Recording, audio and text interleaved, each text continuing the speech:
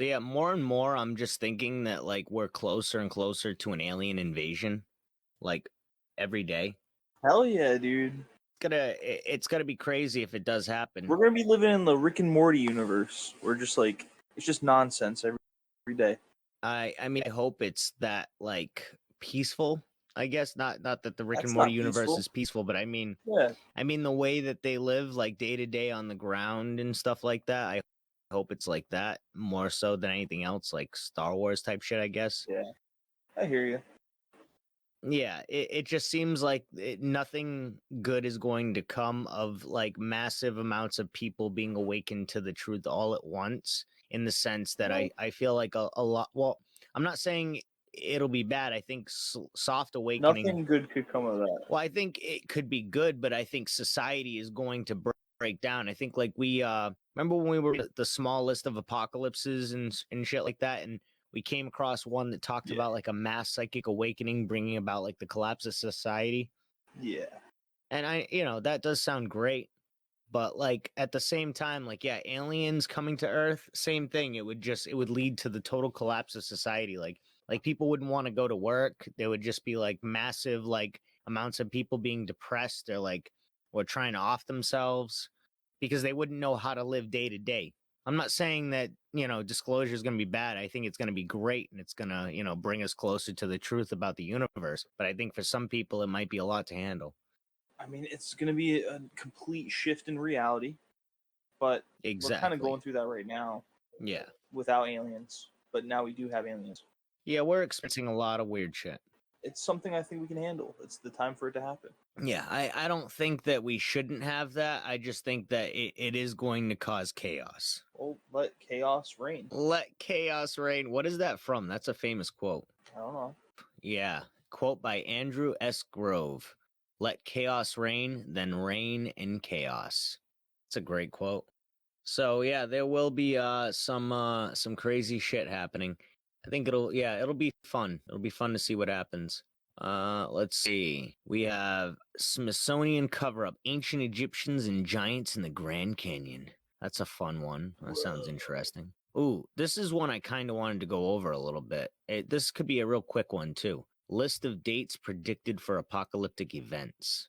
365 Hilary of Poitiers, this French bishop announced the end of the world would happen during this year.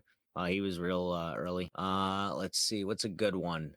500, the year 500. All three predicted Jesus would return in this year: Hippolytus of Rome, Sextus Julius Africanus, and Irenaeus, with one of the predictions being based on the dimensions of Noah's Ark. Fun. French bishop calculated it would occur between 799 and 806. Gregory of Tours, who cares? Pope Innocent III. That's a very inconspicuous name. Yeah, what? Pope Innocent III died 12. Predicted that the world would end 666 years after the rise of Islam. Various Europeans, the Black Plague spreading across Europe was interpreted by of times. I mean, I could understand that. Out of any of these, that one makes the most sense. They're just like, yeah, we're all fucked. This French alchemist, Jean de Roquetaille, predicted the Antichrist would come in 1366 and the millennium would begin in either in 1368 or 1370. Yeah, he was off on that one. That actually is pretty interesting because if he thought the millennium would begin at that time, I heard there's actually, we might have talked about this at one point, but it's something we didn't really dive deep in. If we even talked about it on here, I don't even know if we did. It was there's a phantom time theory. So Oh yeah, we talked. Did we? Yeah. So like the theory that like there's 300 or so years that don't actually exist, that are like unwritten about, that like nobody like just so we can match up with a more meaningful time. Exactly. Better. Exactly. Yeah. And these guys right here saying that the millennium would begin in either 1368 or 1370 almost lines up with that idea. The 300-year thing. Many Russian Orthodox Christians beginning from the 1400s believed this year would see Christ's return, 1492, when Columbus sailed the ocean blue. 1504, Sandro Botticelli. This painter believed he was living during the tribulation. and that the millennium would begin in 3.5 years from 1500. He wrote into his painting The Mystical Nativity that the devil was loose and would soon be chained. Good. Johannes Stoffler, a planetary alignment in Pisces was seen by this astrologer as a sign of the millennium. That's it. Michael Stiefel said on the 19th of October in 1533 that this mathematician calculated that Judgment Day would begin at 8 a.m. on this day. Everybody must have been really disappointed in this guy if he was like a famous mathematician at the time. Like, everybody's like, whoa, what the fuck? He instantly like lost all credibility with his like math from that moment forward. Another guy in 1533, Melchior Hoffman, the Anabaptist prophet, predicted Christ's second coming to take place this year in Strasbourg. He claimed that hundreds would be saved while the rest of the world would be consumed by fire. Well, he missed out on that one. 1588, Reggio Montanus. That's a great name. This mathematician and astronomer predicted the end of the world during this year. 1588. 1600, Martin Luther. This guy, didn't Martin Luther start the Protestant movement? We have all of our, leaders in power today in America, right? Isn't that his whole deal? Luther, a German priest, a professor of theology. You'd know better than me. Well, I don't know Protestantism.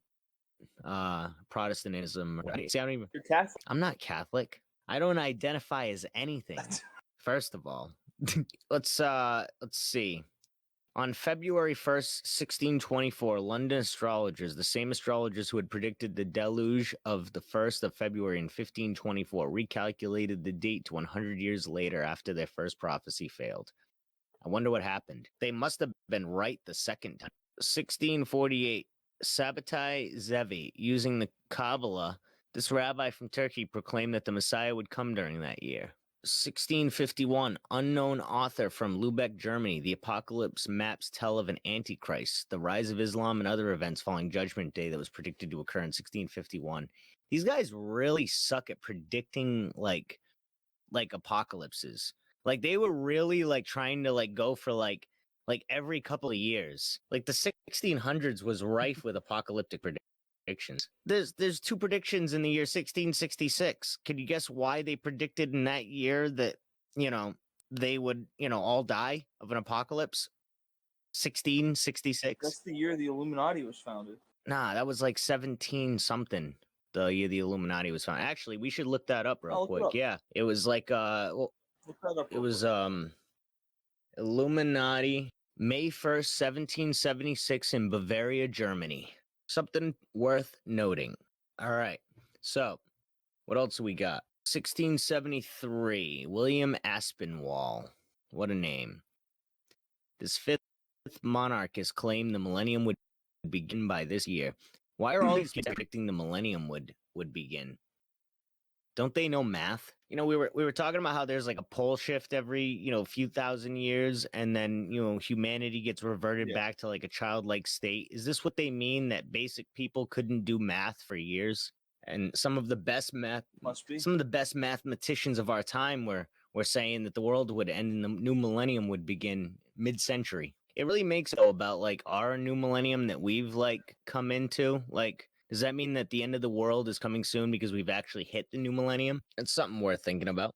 Isn't the millennium just 1,000 years? Well, that's what I've been saying. Yeah, that's why I'm confused by all these guys. I think they mean the new millennium's a new age.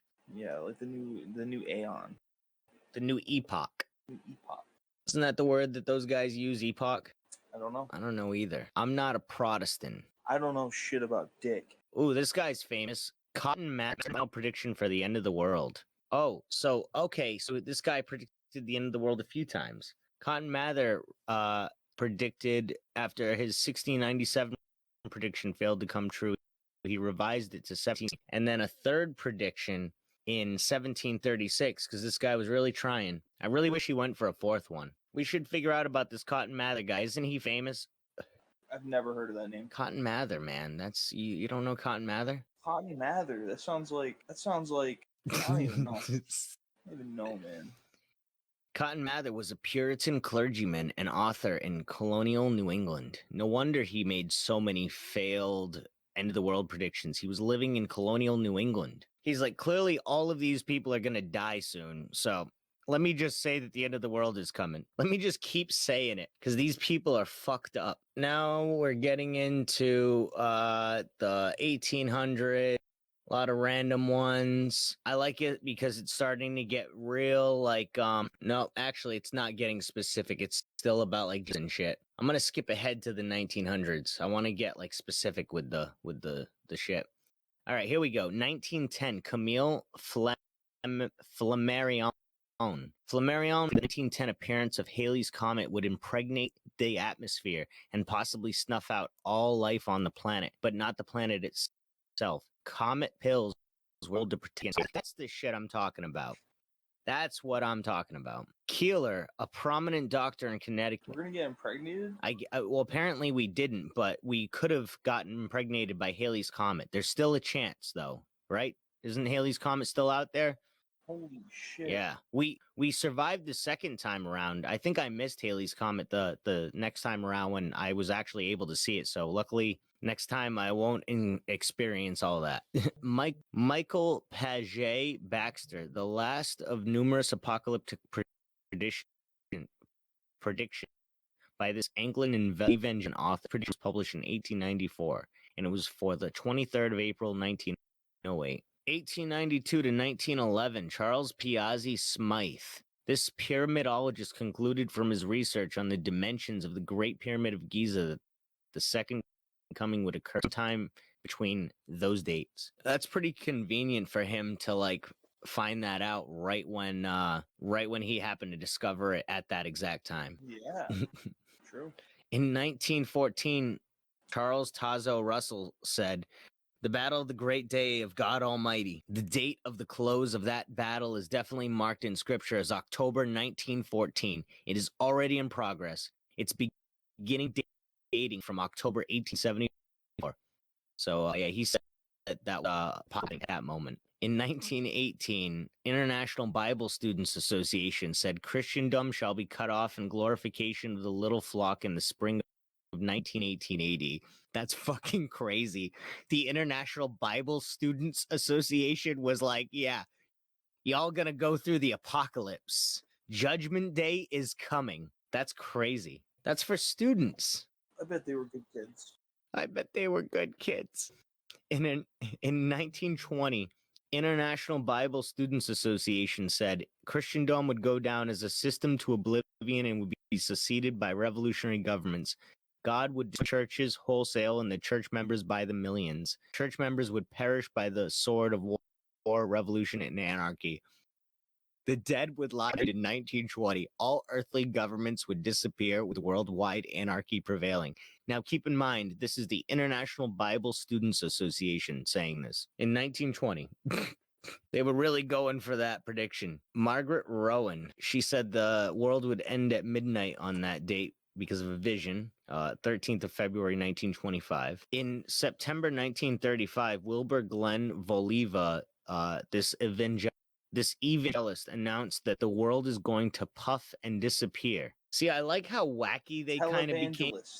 No, that guy was just an evangelist, so he was preaching like in the streets and shit. So this was like he didn't even have like the luxury of a Ferrari at the time, or maybe he did. 1936, Herbert W. Armstrong, the founder of the Worldwide Church of God, told members by his church that the rapture was to take place in 1936 and that only they would be saved. After the prophecy failed, he changed the date 3 more times. Cool. Jehovah's Witnesses, 1941, a prediction of the end from the Jehovah's Witnesses, a group that branched from the Bible student movement. Oh, they came from the Bible. That's where Jehovah's Witnesses came from, is the Bible student movement? I know that. That makes a lot of sense in hindsight. Let's see. Herbert W. Armstrong. The first of 3 revised dates from Armstrong after his 1936 prediction failed to come true. 1943. In 47, John Ballou Newborough, the author of Oshapi, Ospi, a new Bible, foresaw the destruction of all the nations and the beginning of a post-apocalyptic anarchy in this year of 1947. In the 21st of December 1954, Dorothy Martin said the world was to be destroyed by terrible flooding on this date, claimed this leader of a UFO cult called the Brotherhood of the Seven Rays. The fallout of the group after the prediction failed was the basis for the 1950 prophecy fails. That sounds like a good book, actually. Well, sounds interesting, I should say. In the 22nd of 1959, Florence Houteff, the second prophet of the Branch Davidians, predicted the apocalypse, foretold in the book of Revelation would proceed on this date. The failure of the prophecy led to the split of the Senate to several, led by Benjamin and Lois Roden. On the 4th of February 1962, Gene Dixon and various Indian astrologers. Dixon predicted a planetary alignment on this date was to bring about the destruction to the world. Mass prayer meetings were held in India. In the 20th of August 1967, George Van Tassel said this day would mark the beginning of the third woe of the apocalypse, during which the southeastern U.S. would be destroyed by a Soviet nuclear attack, according to this UFO prophet who claimed to have channeled an alien named Ashtar. 1967, Jim Jones, the founder of the People's Temple, stated he had visions that a nuclear holocaust was to take place in 1967. In the 9th of August 1969, George William, founder of the Church of the Born, predicted the second on this day. In 1969, Charles Manson predicted that Helter Skelter, an apocalyptic race war, would occur in 1969. Jesus Christ. 1972, Herbert W. Armstrong, again, the second of three revised dates from Armstrong after his 1936 and 43 predictions failed to come true. January 1974, David Berg, the leader of the Children of God, predicted there would be a colossal doomsday event heralded by Comet Kohoutek. Hey, you know what I'm kind of getting out of this a little bit?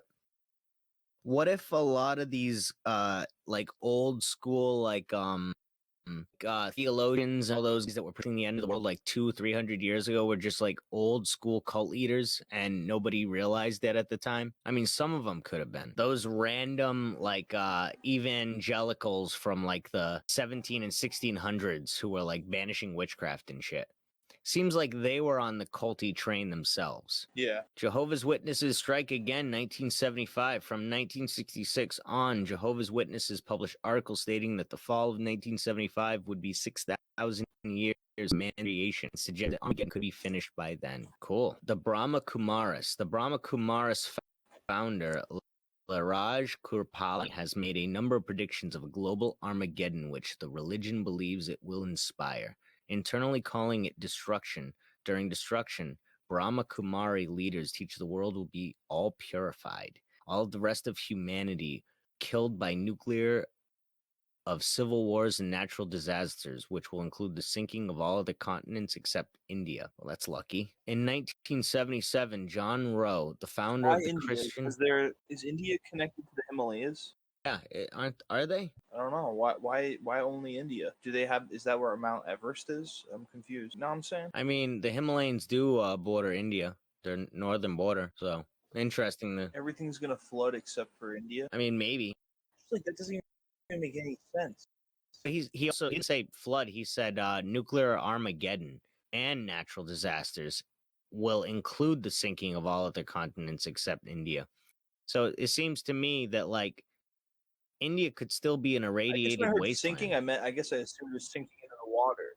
No, I think it meant more of just like the destruction of everything else and eventually the sinking in like of water into Sinking into the earth.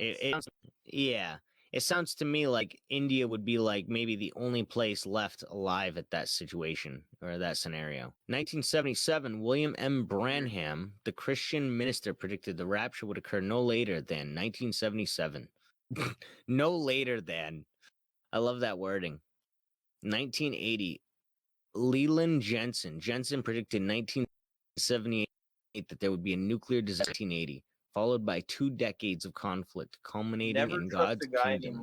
Never trust a guy named Leland. Oh shit! If there's any listeners out there that are named Leland, you're one of the good ones. You're listening to us. Let's see. Chuck Smith, 1981, the founder of Calvary Chapel, already starting great, predicted that the generation of 1958 would be the last generation world wouldn't by 1981. Smith said that he could be wrong, but added that his prediction was a deep conviction in my heart, and all my plans are predicted upon that belief. Whew. April to June 1982, Tara Centers, full-page adverts in many newspapers dated 24th and 25th of April 1982 that the Christ is now here and that he would make himself known within the next couple months.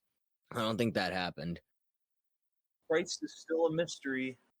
Yeah, he needs to make himself known. We need to see. The 21st of June, 1992, in Cream. Cream took out an ad in the Los Angeles Times stating that the second coming would occur in June 1982, and Maitreya announced it on worldwide television. Uh-oh. Guess what? What? Leland Jensen made another prediction, 29th of April, 1986. Jensen predicted that Halley's Comet would miss orbit on this day, causing widespread destruction. Halley's Comet. 1985, Lester Sumrall. This Pentecostal minister predicted the end of the world in this year, even writing a book about it entitled Pentecostal. I predict 1985. The 17th of August, 1987, Jose Arguelles. Arguelles claimed that Armageddon would happen unless 144,000 people gathered in certain places across the world in order to resonate in harmony on this day. Okay. 11th to 13th in September 1988 and the 3rd of August 1988, Edgar C. Whisenant. Whisenant predicted in his book 88 Reasons Why the Rapture Could Be in 1988. Again, Whisenant said in the 30th of September 1989, after all his 88 predictions failed to come true, Whisenant revised his prediction date to this day.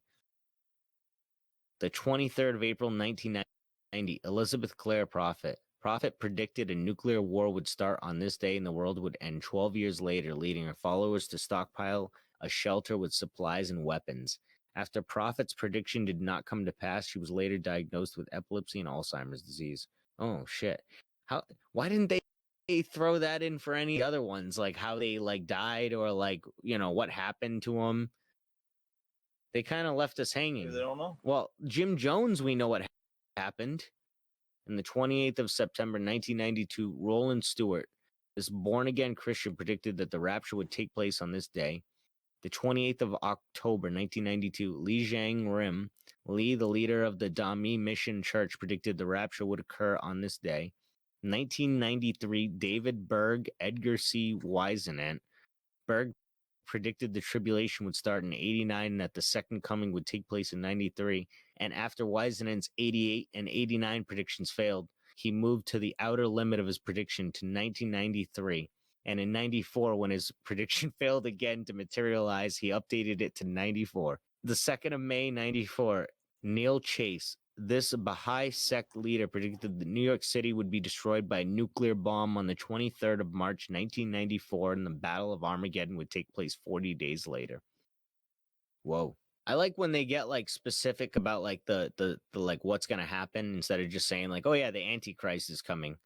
I like when they say oh yeah, the pyramids are going to go crazy, we're all going to die. Shit like that. Harold Camping. Camping predicted the rapture would occur on the 6th of September, 1994. When it failed to occur, he revised the date to the 29th of September and then the 2nd of October. And then Camping's fourth predicted date for the end would be Camping's last prediction until 2011, and that was the 31st of March, 1995. 17th of December, 1996, Sheldon Neidl, psychic. Yo, dude, I can tell the future and shit. Predicted that the world would end on this date with the arrival of 16 million spaceships and a host of angels. Whoa, the mothership's coming in hot. How was that Californian? It was good. It was good. Do you know about Marshall Applewhite? I thought was it Marshall? I thought it was Jonathan.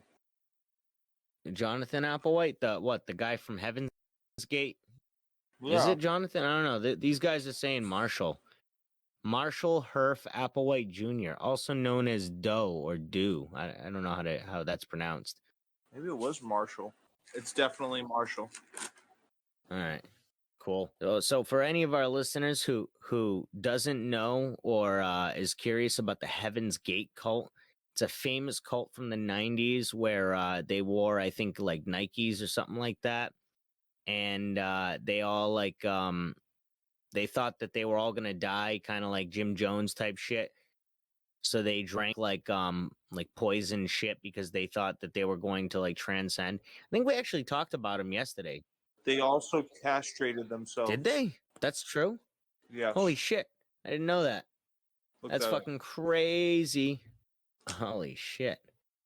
Heaven's Gate. I think we were just talking yesterday about that. That's what I like think this. we even talked about these guys at one point too. Because I think I asked you about why would they do that? Killing them ships floating by, and Yeah, it's not a physical ship. They have to go into their spirit form. They need to transcend their bodies, so they just killed themselves. shit. That it's funny because it's all just the theory, even still. So like if they fucked that up, that mistake would have really sucked. What if they killed themselves and an alien showed up like a physical ship? They're like, oh wow, they're all Well, dead. shit. I guess we can't beam them up to Sirius A. Damn. These guys missed out. Let's never try this ever again. Let's never try this ever again. Let's just leave Earth permanently because of these guys. Let's real quick talk about the Heaven's Gate. This is the history from the wiki page. The son of a Presbyterian minister and a former soldier, Marshall Applewhite, began his foray into biblical prophecy in the early 70s. He was fired from the University of St. Thomas in Houston, Texas, over an alleged relationship with one of his mistresses. In March 1972, he met Bonnie Nettles, a 44-year-old married nurse with an interest in theosophy and biblical prophecy. It's funny because it's always these like ministers and shit. Not all, but that happens a lot. He met Bonnie Nettles, a 44-year-old married nurse with an interest in theosophy and biblical prophecy. The circumstances of their meeting are unclear. According to Applewhite's writings, the two met in a hospital where she worked as a nurse while he was visiting a sick friend. James Lewis suggests that Applewhite was a patient in the facility. Applewhite later recalled that he felt that he had known Nettles for a long time and concluded that they had met in a past life. She told him their meeting had been foretold by extraterrestrials, persuading him that he had a divine assignment. Applewhite and Nettles put the life of St. Francis of Assisi and read works by Helena Blavatsky, R.D. Lang, and Richard Bach. They kept a King James Bible and studied passages from the New Testament focusing on Christology, asceticism, and eschatology. Applewhite also read science fiction, including works by Robert A. Heinlein and Arthur C. Clarke. By June 19th, Applewhite and Nettles' beliefs had solidified. They concluded that they had been chosen to fulfill biblical prophecies higher level minds than other people. Whoa. They wrote a pamphlet that described Jesus' reincarnation as a Texan of Applewhite. Furthermore, they concluded that they were the two witnesses described in the book of Revelation and occasionally visited churches and spiritual groups to speak of their identities, often referring to themselves as the two or the UFO two. They believed that they would be killed and then resurrected, and in view of us transported onto a spaceship. This event, which they referred to as the demonstration, was their claim. These ideas were poorly received by other religious groups. Wonder why. The two would gain follower and 7 Darren and children to join them. A month later, Morgan left the two and returned to her family. Nettles and Applewhite were arrested and charged with credit card fraud for using Morgan's. Although sent to the drop, the routine check revealed that Applewhite had stolen a rental car from St. Louis 9 months later, which he possessed. Applewhite spent 6 years primarily in Missouri and was released in early 1975, rejoining. Naturally, Applewhite and Nettles resolved to contact extraterrestrials and sought like-minded followers. They published advertisements for meetings where they recruited people called the Crew. At the events, they purported to represent beings from another planet. the next level who sought participants for an experiment. They said those who agreed to participate in the experiment would be brought to a higher evolutionary level. In April 1975, during a meeting with a group of 80 people in Studio City, Los Angeles, they shared their simultaneous revelation that they were the two witnesses in the Bible story of the end time. According to Benjamin Zeller, while accounts of the meeting differ, all describe it as momentous and agree that Applewhite and Nettles presented themselves as charismatic leaders with an important spiritual message. About 25 individuals joined the group. In September 1975, Applewhite and Nettles stood at a hall in Walt, Oregon. After all worldly possessions and saying farewell to loved ones, around 20 people vanished from the public eye and joined the group. Later that year on CBS Evening News, Walter Cronkite reported on the disappearances in one of the first national reports on the developing religious group. Quote, a score of persons from a small Oregon town have disappeared, to me whether they've taken on a so-called trip to eternity or simply been taken. In reality, Applewhite Nettles had arranged for to the ground. From that do high pronounced Doe and T. Oh, okay. Doe and T, as the two now call themselves, led nearly 100 members across the country, sleeping in tents and sleeping bags, begging in the streets, evading detection by the authorities and media, enabled the group to focus on Doe and T's doctrine of helping members of the crew achieve a higher evolutionary level above human, which the leaders claim to have already achieved. Applewhite Nettles used a variety of aliases over the years, notably Bo and Peep and Doe and Ty. God, I keep fucking that up. Doe and T. The group also had some name prior to the adoption of the name Heaven's Gate. At the time Jacques Vallée studied the group, it was known as the Human Individual Metamorphosis, or HIM. The group reinvented and renamed itself several times. Applewhite believed he was directly related to Jesus, meaning he was an evolutionary kingdom level above human. His writings, which combined aspects of millennialism, Gnosticism, and science fiction, suggest he believed himself to be Jesus' successor and the present representative of Christ on earth. Doe and T taught early on that Doe's bodily vehicle was inhabited by the same alien spirit that belonged to Jesus. T was presented as the God the Father, Doe's older member. The crew used various recruitment methods as they toured the United States in destitution, proclaiming the gospel of higher-level metamorphosis, the deceit of humans by false god spirits, enveloped with sunlight, or meditative healing in the divinity of the, quote, UFO-2. In April 1976, the group stopped recruiting and became reclusive and instituted a rigid set of behavioral guidelines, including banning sexual activity and the use of drugs. Applewhite and Nettles solidified their temporal and religious authority over the group. Benjamin Zeller described the movement as having transformed from a loosely organized social group to a centralized religious movement comparable to a roving monastery. Whoa, this is getting crazy quick. Some sociologists agree that the popular movement of alternative religious experience and individualism found in collective spiritual experience during that period helped contribute to the growth of Heaven's Gate. Sheolism, as it has become known, was a way for people to merge their diverse religious backgrounds and coalesce around a shared generalized faith, which followers of new religious sects like Applewhite's crew found to be an appetizing alternative to traditional dogmas in Judaism, Catholicism, and Christianity. Of Nettles' crew hailed from these diverse backgrounds. Most of them are described by researchers having been longtime truth seekers or spiritualists who had long since believed in attempting to find themselves through spiritual means, combining a sort of cultural environment well into the mid. All of that were hidden from all these backgrounds, though. One such recruit early on was John Craig, a respected Republican close 19th House of Representatives race. He joined the group in 1975. As its numbers grew in its pre-internet days, the clan of UFO followers seemed to have in common a need for communal belonging to an alternative path to higher existence outside the constraints of institutionalized faith. How come they haven't made like a movie about these guys yet? This is all crazy. This is like a movie. Yeah, there are.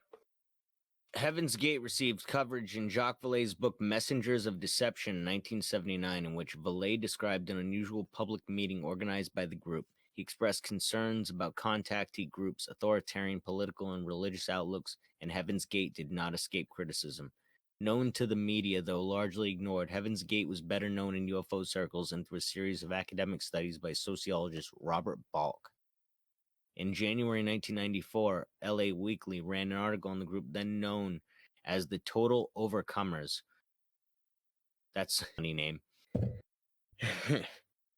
Richard Ford, who would play a key role in the 1997 group Suicide, discovered Heaven's Gate through this article and eventually joined them, renaming himself Rio de Angelo. Coast to Coast AM host Art Bell discussed the theory of companion object in the shadow of Hale Bopp on several programs as early as November 1996. Speculation has been raised as to whether Bell's programs contributed to Heaven's Gate's group Suicide. Knowledge Fight host Dan... That's crazy. Knowledge Fight... I've never heard that No, before. me either. That's that would be wild. That's some deep lore right there if that's the case. They gotta lay off Art Bell on that. They gotta lay off Art Bell. Who wouldn't want to talk about that? They're saying Art Bell caused this shit. Knowledge Fight host Dan... That's a reach. I'm just kidding. Knowledge Fight host Dan Friesen blames more on than Bell. Louis Theroux contacted Heaven's Gate for his BBC Two documentary series Louis Theroux's Weird Weekends in early March 1997, weeks before their mass suicide. In response to his email, Theroux was told that Heaven's Gate could not participate in the documentary. Quote, at the present time, a project like interference with what we must focus on. Whoa. Eerie, ominous, creepy. Wow, I didn't realize a lot of this happened in March. That's wild to kill yourself in March. It's wild to kill yourself in March? Yeah. Is that what you just said? Yeah. Why is that especially wild? I'm a Pisces, so I couldn't ever kill myself in March. Oh, okay. Yeah. Yeah, that makes sense. Yeah, that makes sense. The mass suicide. In October 1996, the group rented a large house which they called the Monastery, a 9,200 square foot mansion located near, later renamed Fay, California. Why did they have to dox that place? They paid the $7,000 per month rent in cash. The same month, the group purchased alien abduction insurance that would cover up to 50 members and would pay out $1 million per person. The policy covered abduction, impregnation, or death by aliens. In 1995, they had purchased land near Manzano, New Mexico, began a compound out of rubber tires and concrete, but had left abruptly in April 1990. Well, I mean, that's what you got to do, create a compound out of rubber tires and concrete. But had left abruptly in April 1996. Media reported on a mass sighting of lights over Phoenix. During March 19th to 20th, Marshall Applewhite taped himself in a video titled Dew's Final Exit, speaking of mass suicide and the only way to evacuate this earth, asserting that Kylie had been looking for, as well as the speculation that a UFO was trailing the comet. Applewhite and his 38 followers prepared for ritual suicide, coinciding with the closest approach of the comet so their souls could reach the next level before the closure of Heaven's Gate.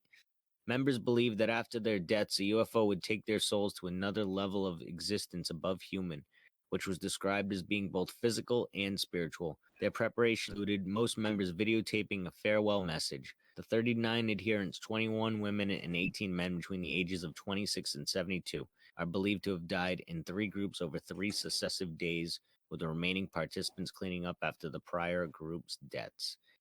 The suicides began on March 22nd, 23rd, in 3 waves. Well, maybe I shouldn't write that part. I shouldn't say that part. They took a mixture of applesauce and a bunch of bad shit and washed it down with some vodka. All 39 members were dressed in identical black shirts and sweatpants and brand new black and white Nike Decades athletic shoes and armband patches readings Heaven's Gate Away Team. One of the many instances of the group's use of the terms of Star Trek. Each member carried a $5 bill and 3/4 in their pockets. According to former members, this was standard for members leaving the home for jobs and a humorous way to tell us they all had left the planet permanently. The $5 bill was for covering the cost of vacancy laws, and the quarters were for calling home and payphones. So what happens when payphones don't exist anymore? How are they going to call them? They might have been shut out. I have no. Another former member stated that it was a reference to a Mark Twain story, which said $5.75 was the cost to ride the tail of a comet to heaven. No such passage from the writings of Twain is known to exist. Why the fuck would they write that then? If that's bullshit. If that's not verifiable. Like, out of everything in here, they had to throw that in. After a member died, a living member would arrange the body by removing the plastic from the person, followed by posing the body so that it lay neatly in its own bed with faces and torsos covered. We don't really, I guess, care about this, even though I just pretty much read all of it. Before the last of the suicides, similar sets of packages were sent to numerous Heaven's Gate affiliated or formerly affiliated individuals in at least one media outlet, the BBC department responsible for Louis Theroux's Weird Weekends, for which Heaven's Gate had earlier declined participation. What did they send them? Farewell messages of group followers. It also contained a letter stating that, among other things, we have exited our vehicles just as we entered them. D'Angelo informed his boss the contents of the packages and received a ride from him from Los Angeles to Heaven's Gate home so he could verify the letter. D'Angelo found a back door intentionally left unlocked and used the video camera to record what he saw. After leaving the house, D'Angelo's boss, who had waited outside, encouraged him to make calls alerting the authorities. Fucking Heaven's Gate shit. All right. So yeah, he predicted that the apocalypse would happen, and then he had his followers kill themselves. That was crazy. I guess we'll continue the list of predictions. We're in the late 90s now. 1997, James Ussher, the 17th century Irish archbishop, predicted the 6,000 years since creation and therefore the end of the world, the 23rd of October, 1997. On the 31st of March, 1998, Chen, leader of Taiwanese cult Chen Tao, the True Way, claimed that God would come to Earth in a flying saucer at 10 a.m. on this date. July 1999, this one's from Nostradamus. A quatrain by Nostradamus stated the King of Terror would come from the sky in 99 and 7 months, and was frequently interpreted as a prediction of doomsday in July 1999. Nostradamus. Anyways. Those views don't represent the entirety of the podcast. The amazing Criswell, the predicted date of the end of the world, according to this psychic, well known for his predictions, the 18th of August, 1999. September 11th, 1999, Philip Berg, the dean of Worldwide Kabbalah Center, stated that on this date, a ball of fire will descend, destroying almost all of mankind, all vegetation, and all forms of life. Whoa. Instead, it just caused 9/11.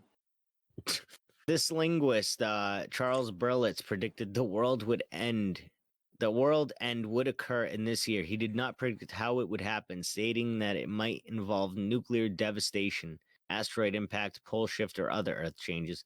This guy's just like, yeah, hey, the world's going to end. I don't know how it's going to happen, but it's going to happen this year. 1999, Han Ming, the leader of the cult Chen Tao, preached that a nuclear holocaust would destroy Europe and Asia in 99. And I just want to throw out there, even though it's not some date that any one person predicted, I don't even know why this wasn't in this article or this thing. Y2K, they didn't make it looking too early. There is a massive 2000s list of predictions though, so maybe I'm too early on this. But yeah, Y2K, man, all the electronics going haywire and we all die. That was the thing people predicted 25 years ago, or thought. And that's what happened. And we're all just in limbo right now. Now, that would make a lot of sense, honestly. James Gordon Lindsay, this preacher, predicted the Great Tribulation would begin in 2000. Timothy Dwight IV, this 19th century president of Yale University, foresaw Christ by 2000. Peter Olivi, this 13th century theologian, wrote that the Antichrist would come to power between 1300 and 1340, and the last would take place around 2000. This guy might have been right. Isaac Newton. Newton predicted that Christ's millennium would begin in 2000 in his book Observations upon the Prophecies of Daniel and the Apocalypse of St. John. Ruth Montgomery, this self-described Christian psychic, predicted the Earth's axis would shift and the Antichrist would reveal himself in this year. Edgar Cayce, this psychic, predicted the second coming would occur this year. Young, the founder of the Unification Church, predicted the kingdom of heaven would be established in this year. Ed Dobbs, the end would occur in this book, The End, why he could return by AD 2000. This 18th century preacher predicted that Christ's thousand reigns, Jonathan Edwards. And then here is that one. Various people predicted in 1999 there was widespread predictions of Y2K computer bug that would crash many computers at midnight in the 31st of December, causing malfunctions that would lead to major catastrophes worldwide, and that society would cease to function. Credonia Marindi, Joseph Kibweter, an estimated 778 followers of the movement for the restoration of the temple of God, perished in a devastating fire in a series of poisonings and killings that were after a group suicide or an orchestrated mass murder by group leaders after their predictions of the apocalypse failed to come about. Jerry Falwell. Falwell foresaw God pouring out his judgment on the world on this day in January 1st, 2000. Hey, Jerry B. Jenkins. These Christian authors claim that Y2K bug would trigger global economic chaos, which the Antichrist would use to rise to power. As the date approached, however, they changed their mind. The 6th of April, 2000, the leader of the True and Living Church of Jesus Christ of Saints of the Last Days predicted the second coming of Christ would occur on this day. Nawabian Nation. This movement claimed that the planetary lineup would cause a star holocaust, pulling the planets toward the sun on this day. In 2001, Tainetta Muhammad, this columnist for the Nation of Islam, predicted to occur in this year. The 30th of October to the 29th of November 2003.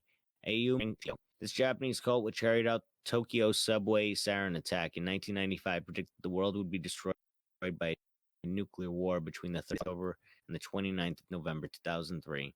In the 12th of September 2006, the House of Yahweh, Yisrael Hawkins, pastor and overseer of the House of Yahweh, predicted in his February 2006 newsletter that a nuclear war would begin on the 12th of September 2006. In May 2007, Pyotr Kuznetsov, founder of the True Russian Orthodox Church, predicted doomsday would occur this month. Kuznetsov and his followers hid in a cave in anticipation for the end. Kuznetsov attempted suicide after his prediction failed to come true. Wow. In 2010, the Hermetic Order of the Golden Dawn. This magical organization, which existed from 1887 to 1903, predicted the world would end during this year. Interesting. 21st of, I wonder what they predicted for the world ending. Or was it just like a new age?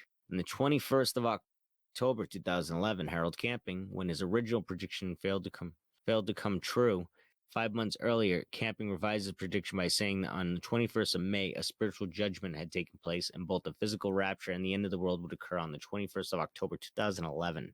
On August to October 2011, various people thought amongst the public that the comet Elenin, traveling almost directly between the Earth and the Sun, would cause disturbances to the Earth's crust, causing massive earthquakes and tidal waves.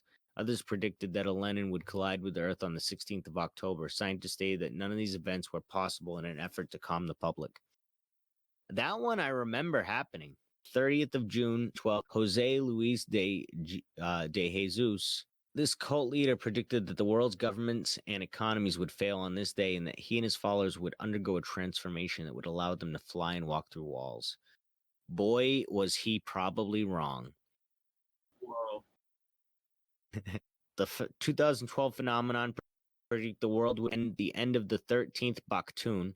The Earth would be destroyed by an asteroid, Nibiru, or some other interplanetary object, an alien invasion, or a supernova. The Mayan scholars predicted that no extent classic forecasted impending doom. and that the idea that the long count calendars ends in 2012 misrepresented my history and culture. Scientists from NASA, along with the expert archaeologists, stated that none of those events were possible. I will say this was one of the first conspiracies where I started getting huge into conspiracies. Like right around this time is when I really started diving deep into like end of the world conspiracy specifically. Before this, I was just into like cryptids and aliens and shit like that weird shit that like I could like understand. But like when the 2012 thing came around, that was when I was like, whoa, the world could end and this could happen during my lifetime. I better start thinking about that. And so I did. So you could say that the 2012 prediction date is a big part of the lore of the podcast because it's a big part of what shaped me into trying to grow and learn through conspiracies and apocalyptic events and to understand what could potentially happen more. True. I remember around that time I got really into like gamma ray bursts and that's when I got really into the Carrington event and I found out about like how we could get like a solar flare and all this other shit. You never know. Here's a familiar face. The 23rd of October in 2013, Grigory Rasputin, a Russian mystic who died in 1916, prophesied a storm would take place on this day, where fire would destroy most life on land and Jesus would come back to earth to comfort those in distress. Honestly, a lot of these people that are predicting that like a certain date Jesus would come back or whatever, wouldn't he come back like in the 30s of whatever time that they predict that he would come back in? That's if there's been no time shenanigans since he was alive. Yeah. But you know what I mean, right? Like if he's born on the new millennium, if he's like say one of these like little millennials or Gen Zers walking around or whatever, wouldn't in the wouldn't the 2030s that be the time then Jesus would rise up and maybe in 10 years we'll get the apocalypse instead? If it's supposed to be 2,000 years later, but also what I'm trying to say is not if there's been some like shenanigans with the timeline since he was alive. Like we were just talking about phantom time hypothesis. Like if that happened after Jesus was born, then it could be like they could have skipped 300 years. So like it'd actually be another 300 years before he comes back. Oh, that's true. That would be pretty good for us, really, honestly. Yeah, give us some more time. Yeah, to figure shit out. You know, not that I don't necessarily want Jesus coming back. I just would rather stave off that event for the foreseeable future just to, get all my ducks in a row and help other people get their ducks in a row. And maybe we can all like the man from Kentucky says, ascend. Man, fuck a duck. September 2015. Ah, what a year. The moon prophecy, first predicted by Mark Blitz in 2008 and then by John Hagee in 2014. These Christian ministers claim that the tetrad in 2014-2015 may represent the beginning of the messianic end times. I mean, honestly, a lot of these, the people saying that the beginning of the end of the world is happening, I can get down with, but the people saying the world's going to end of the world's going to happen today really throw off, Yeah, I'm with you on that. You know what I mean? Yeah. I can understand, like, especially like during like a lot of the apocalyptic events that are predicted in like all these like sacred texts and shit, they speak of an age. Yes. In the 23rd of September to the 15th of October in 2017, David Mead, a conspiracy theorist, predicted that Nibiru would become visible in the soon destroy the Earth. That's kind of like incursion Marvel. I never realized that the incursion in Marvel Comics is a lot like the Nibiru theory.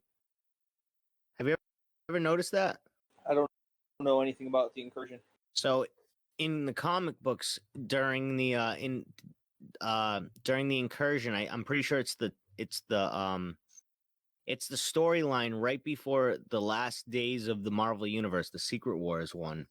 It's basically a story where it's called Time Runs Out, the universe 1610, if I'm not mistaken, the Ultimate Marvel universe is actually like physically going to collide with the 616 universe.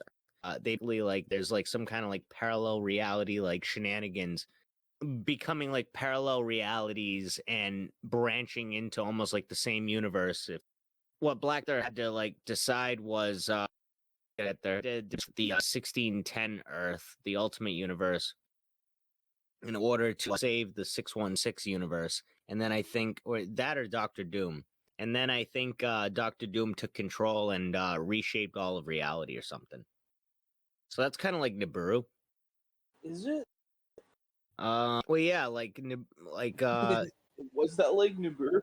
It's a planet that's in the sun's orbit, and or it orbits at a strange way, so we don't ever see it except for like over like thousands of years. I took creative liberties with my connection, and I reached a little bit, but still, Yeah, it was a bit of a reach, dude. it was a bit of a reach. Reach. In 2020, Dixon predicted that Armageddon would take place in 2020. She previously predicted the world would end in the 4th of February 1962. I wonder what she said would happen in 2020 to the world that would make it end. In 2021, F. Kenton Bashore, this American pastor, based his prediction on the prior suggestion that Jesus would return in 1988. Within one biblical generation, 40 years of the founding of Israel in 1948, Bashar argued that the prediction was correct, but that the definition of a biblical generation was incorrect. It was actually 70 to 80 years, placing the second coming of Jesus between 1920 and the rapture 20 at the latest. Why would it be 2021 at the latest? The rapture could be just starting, In 2026, this date was predicted by the Messiah Foundation International in accordance with the predictions in the Riaz Ahmed Gohar Shahi's book, The Religion of God. Spiritual world will end when an asteroid collides with Earth in 2026. In 2016, attributed to Isaac Newton, in an unpublished manuscript, Newton made a reference to the year 2060, which in 2004 was falsely reported by mainstream media as a date for the end of the world. Newton was actually predicting a date before which the world would definitely not end in order to calm people's fears about the apocalypse. What? What? What the fuck? Did you hear that? Yeah, that's hilarious. The world most definitely will not end in 2060. Isaac Newton signed off. In 2129, according to the Sunni Muslim theologian, the world will end in 2129. That was said by Nursi. 2239, Judaism. According to an opinion about the Talmud and mainstream Orthodox Judaism, the Messiah will come within 6,000 years of the creation of Adam, and the world may be destroyed 1,000 years later. This would put the beginning of the period of the desolation in 2239 and the end of the period of desolation in 3239. Cool. In 2280, Rashad Khalifa said that according to this Egyptian American biochemist research on the Quran, the world will end in 2280. Cool. There's some scientific far future predictions. That's a little do you want that one too? Yeah, hit us with it. So this is far future. In 300,000 years, this was said by Peter W1 star is expected to explode in a supernova. It has been suggested that it may produce a gamma ray burst that could pose a threat to life on its spine. However, spectroscopic observations now strongly suggest that it is tilted at the angle of 30 degrees to negative 40, and so any gamma ray burst should not hit Earth. I feel better about that. I think 300,000 years gives us enough time to figure something out, though, with that. I agree. 500,000 years, Nick Bostrom. According to a journal article by Bostrom, an asteroid impacting with Earth would need to be larger than 1 kilometer in diameter to render humans extinct. It estimated that such an asteroid hits Earth about every 500,000 years. That's kind of just a bullshit response, but all right. Yeah, it's kind of like a bullshit number. They have no idea. Yeah, literally. Could happen at any time.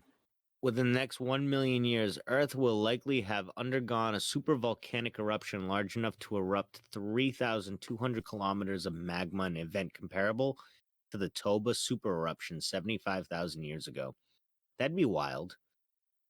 Uh, speaking of which, you know, what's it called? It's probably erupt soon, Yellowstone. No, it's not. It's not going to erupt. Well, there's a lot of. Remember, we were reading about how there's they're like blowing up charges underneath like Yellowstone, and they're trying to like shift the magma, and then now like Yellowstone is basically like it's going through like a lot more movements now. Why would they blow up? Why would they blow shit up underneath it? I don't know, dude. Whose idea was that? I don't. There's a lot of weird ideas that they're doing right now. They're Makes you think. in 16 million years, various people say that a hypothetical nemesis, eccentric orbit of about 27 years, distinctions by perturbing objects beyond Neptune into hitting the Earth. The KPG extinction, which killed dinosaurs 66 million years ago, is used as an anchor point in time for the cycle. Arguments against say it is a statistical artifact, and sky surveys have failed to find it. Asteroids just happen all the time. Like, nothing to be worried about. 100 million years estimated, or a massive hyper energetic supernova would have occurred within 6,500 light years of Earth, close enough for its rays to affect Earth's ozone layer and potentially trigger a mass extinction.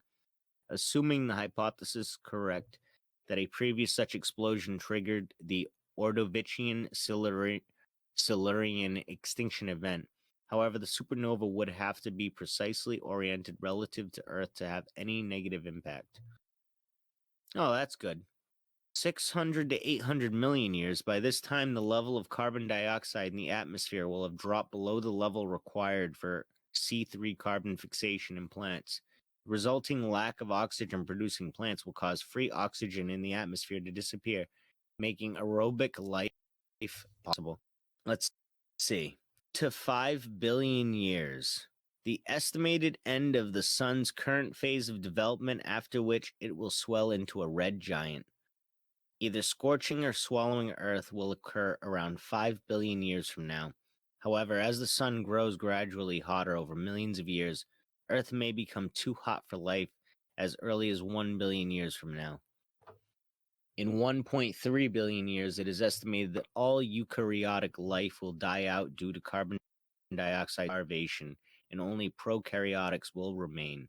In 7.59 billion years, David Powell says the Earth and Moon will most likely be destroyed by being engulfed by the Sun, just before it reaches the largest of its red giant phase, when it will be 256 times larger than it is now.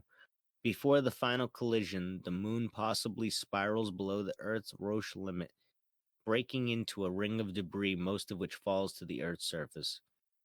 In 2 billion years, various people say the end of the universe in the big model dark energy with W equaling negative 1.5. Observations of galaxy cluster speeds by the Chandra X-ray Observatory suggest that the true value of W is 0.991, meaning the big rip will not occur. Okay, that was a waste of time then. And then this last one, it is 10 to 100th power years. The heat death of the universe is a scientific theory. The universe will diminish to a state of no thermodynamic free energy, and therefore will no longer be able to sustain directed motion or life. That's crazy. I mean, by that time, by the first 10th power, I think we're done. I think everything on in the universe for. Past that, it's just, life is just at a crawl. Well, That was the predictions of the dates for the apocalypses or apocalyptic events. Cool. I think that was pretty good. We could make that a whole episode.